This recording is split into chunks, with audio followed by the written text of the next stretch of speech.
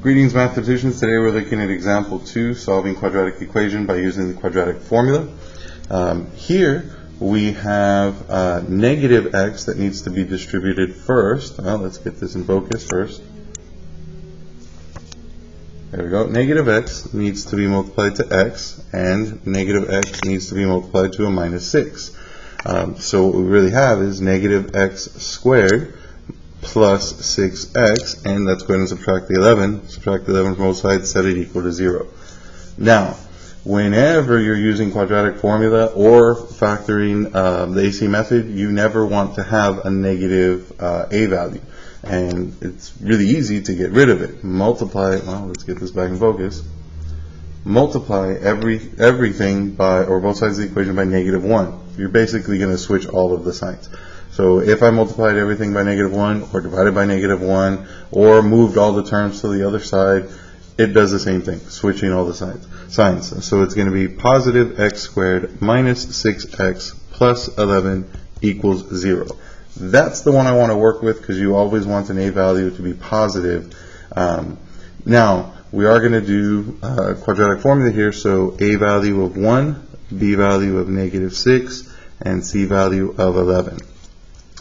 Using the quadratic formula, x equals negative b value, my b value is negative 6, plus or minus the square root of, in parentheses, my b value of negative 6 squared, minus 4 times the a value of 1 times the c value of 11, and all of that gets divided by 2 times the a value of 1.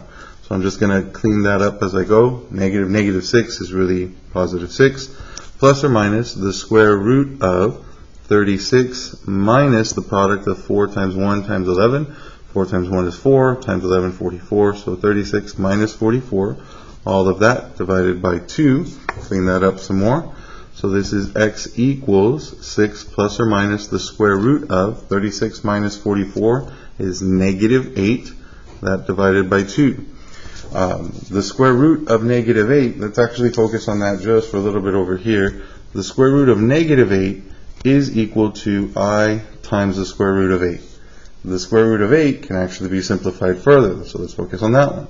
Square root of 8 is equal to the square root of 4 times 2, which is equal to the square root of 4 times the square root of 2, which is 2 times the square root of 2. So, let's go back to I square root of 8. So I square root of 8 is the same thing as I times 2 times the square root of 2. This is mathematically correct. However, I always goes after numbers and before square root symbols, or radical symbols. And this is going to be 2i times the square root of 2. So that is the square root of negative 8. Square root of 8 is just 2 times square root of 2. Square root of negative 8 is 2i times the square root of 2.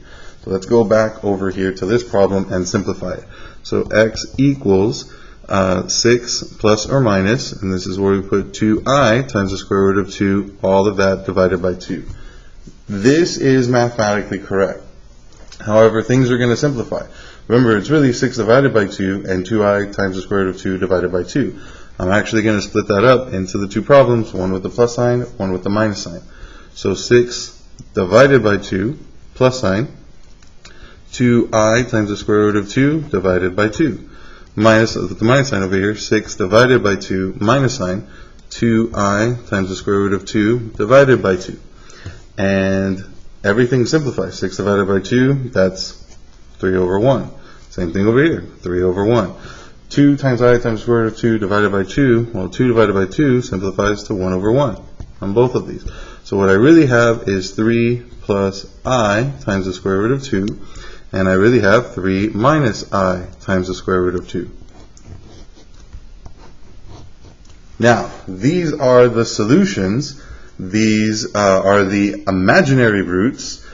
These are not x-intercepts, because this quadratic would actually not have x-intercepts. If it did, then I wouldn't have I, or square roots of negative numbers.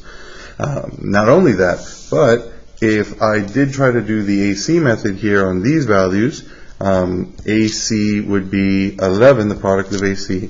Then I would need two numbers that multiply to give me 11, but add to give me negative 6. Those two numbers don't exist. And when they don't exist, then it's not factorable, and we would have to use quadratic formula to find the solutions. Doing the quadratic formula, we find that because we have the square root of a negative number in here, we're going to have imaginary solutions. That's how you find the answers using quadratic formula.